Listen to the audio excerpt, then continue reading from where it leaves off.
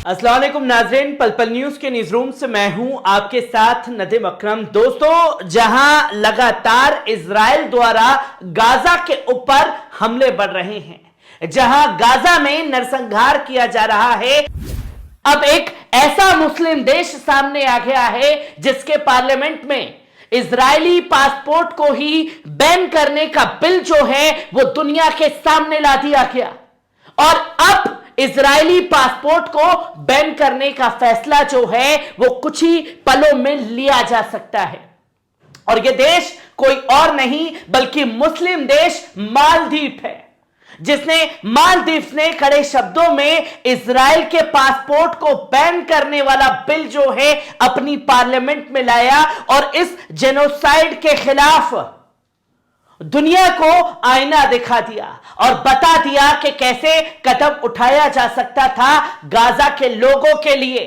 पर जितने कसूरवार इसमें इजराइल है, जितना अमेरिका है, उन तमाम गाजा में शहीद हुए लोगों के जो खून बहे हैं उसका जिम्मेदार हद से ज्यादा अरब देश है, जिसकी तस्वीर दुनिया के सामने है। और यही कदम जो है खासतौर पर मालदीव द्वारा उठाया जा सकता था, तो क्यों नहीं कदम उठाया गया तमाम खाड़ी देशों द्वारा, जहां आप देख सकते हैं कि bill to ban Israeli passport enters parliament, जहां पार्लियामेंट में ही मालदीव के इस फैसले को दुनिया के सामने रखा गया कि उसे बैन करना चाहिए। और पार्लियामेंट में इसे बैन करने का बिल जो है वो लाया गया, जहां मालदीव में ban Israeli passport from entering amid Gaza genocide. और बहुत जल्द मालदीव जो है वो इजरायली पासपोर्ट को बैन करने का फैसला दुनिया के सामने रख सकता है। सलाम है ऐसे देशों को जो लगातार अपनी सेना से या किसी तरीके से मदद नहीं कर सकते थे, तो वो मोरल सपोर्ट के लिए आगे आए, जो खासतौर पर लैटिन अमेरिका के देशों ने किया, साउथ अफ्रीका के देशों ने किया, इवन जापान ने किया। यह कदम उठाना था तमाम खाड़ी देशों को।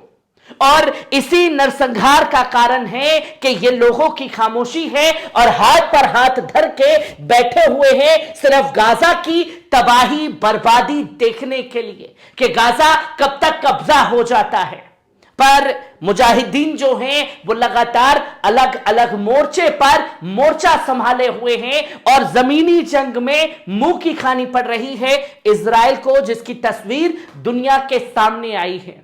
क्या कुछ हुआ है पार्लियामेंट में यह जानना समझना भी जरूरी है, जहां मालदीव के सांसद मोहम्मद नशीद अब्दुल्ला ने गाजा पर इजरायली युद्ध के बीच इजरायली पासपोर्ट रखने वालों को देश में प्रवेश से बैन करने की मांग की है। उन्होंने प्रस्ताव प्रस्तुत किया है।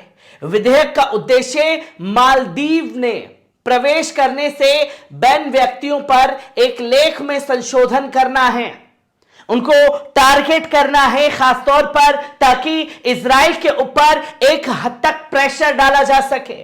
जहां नशीद अब्दुल्ला ने कहा कि विधेयक का उद्देश्य गाजा और फिलिस्तीन के लोगों के खिलाफ किए जा रहे नरसंहार के मद्देनजर यात्रा बैन के माध्यम से इजराइल पर दबाव डालना और बैन लगाना है।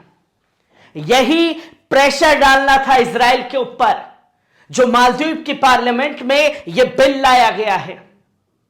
और यकीनन जितने लोग गाजा के अंदर नरसंहार हुआ है, जिनका कत्ले आम हुआ है, इतना नहीं होता और ना ही ये दिन 44वें दिन तक चलती ये जंग, पहले ही रुक गई होती। पर शर्म आती है उन हुक्मरानों पर जो कि कदम उठाने के बजाय निंदा पेश करते रहे और अपने अपने देशों में नंगा नाच करते रहे और सिर्फ तबाह बर्बाद होता रहा गाजा, जिसकी तस्वीर दुनिया के सामने है। जहां अब्दुल्ला ने यह भी कहा कि मालदीव को इजरायली बैन का पालन करना चाहिए, क्योंकि ऑर्गेनाइजेशंस फॉर इस्लामिक कॉरपोरेशन के राष्ट्र जिसका मालदीव सदस्य है, उन्होंने इस कारण से यात्रा बैन लगा दिया है, और जो कि ओआईसी के अंदर शामिल भी है मालदीव, जहां साफ तौर पर कहा गया कि ओआईसी के राष्ट्र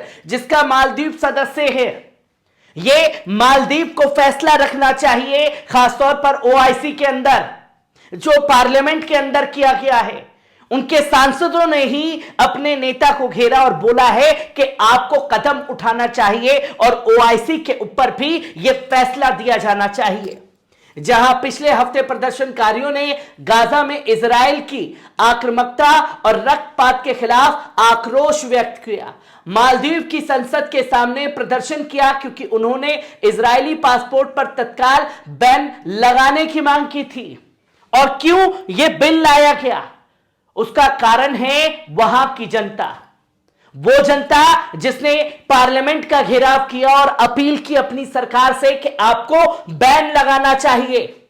जनता के दबाव को देखते हुए संसद की विदेश मामलों की समिति ने देश के राष्ट्रपति को इजराइल पर पासपोर्ट बैन लगाने पर विचार करने की सलाह दी। जहां जनवरी 2022 में इजरायली सैनिक सूत्रों ने दावा किया था कि मालदीव इजराइल के साथ राजनयिक संबंधों को सामान्य बनाने के लिए संबंधों को फिर से स्थापित कर रहा था, जो 1974 में टूट गए थे। गाजा पर 2014 के युद्ध के बाद मालदीव ने कब्जे के साथ सभी संबंधों को समाप्त कर दिया था और सभी इजरायली आयतों पर प्रतिबंध लगा दिया था। व्यापारिक संबंध टूटे हुए थे। 2022 के पहले तमाम चीजों को तोड़ लिया गया था और फिर से बहाल करने की जो कोशिश है वो दोनों तरफ से जारी थी।